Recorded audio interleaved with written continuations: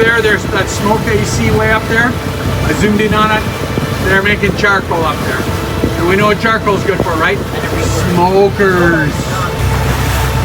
So that there is dried rice husks, which are going to be moved further down the waterway to the brick kiln, and that's what they burn, cure the bricks. This is a standard hollow brick.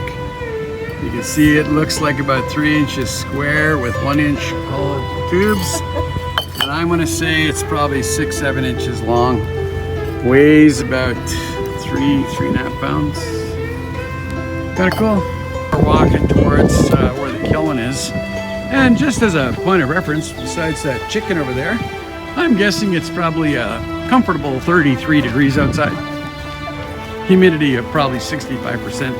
Am I dying yet? No, not yet, but you know, it's just a matter of time. Hey, look at that. That's the kiln where the bricks get cooked. This is ready for cooking. It's ready to be cooked. Yeah, to be cooked. Oh yeah, so it's all dried down to almost dried out, but fragile, very brittle. It could break quite easily until it gets cooked. Cool. Apparently they do 120,000 bricks at a time. And I'm gonna say this oven's been around for a while. So this is looking inside. So is this a half full? Like do they fill it all the way up or? Yeah. All the way up. All the way up. Yeah. And then there is a hole up there. Yeah. The hole there. Yeah. You go out from the hole. So this is stepping inside the kiln, and apparently they fill it all the way up to there. Yeah, so this layer of bricks that you see directly in front of me here, I've taken the original audio away. This is the flat platform of the kiln itself. That's where all the raw bricks get stacked on all the way up to the top. This is me standing inside the kiln. Daniel wanted to take a pano of just how high up it is and what it looks like inside there. Pretty cool. Trying to bring down.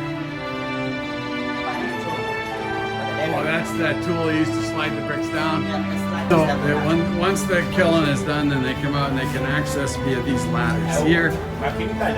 They go up these ladders and up the steps around because the whole thing gets filled, and then they slide the bricks down using this piece of I-beam steel, and guys receive it and stack it at the bottom. Pretty cool. Rice husks waiting to be burned. Byproduct of making rice for consumption. There we go. So you can see the boat is pulled up from the shoreline and it's just tossing coconut shells up here. And then these shells are going to end up being burnt. And then we got the guys just chilling out, man. It's lunchtime. You just want to get the old one. The young one for drinking, but the old one for many purposes. The more coconut fruit they take it off or they peel it, the more money they get. I just put my finger on the blade. So you're really sure. So that other video where we saw the coconut shells flying up onto the shore, that's from this boat that you see right here. Our boat captain just put his windbreaker on because it's too cold here. These are all dried coconut husks wouldn't be used for fuel for the kilns.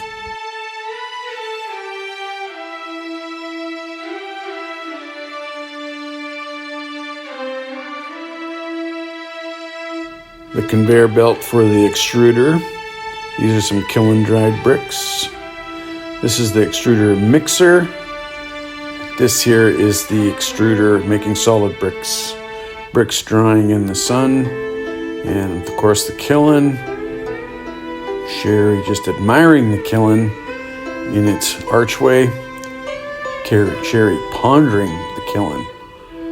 And this is what a coconut looks like when it's growing, and this is here. Oh, please don't kill me. I'm such a fun looking coconut. Don't let me die. And of course now the next shot is me just being artistic with my newfound thing on the iPhone camera.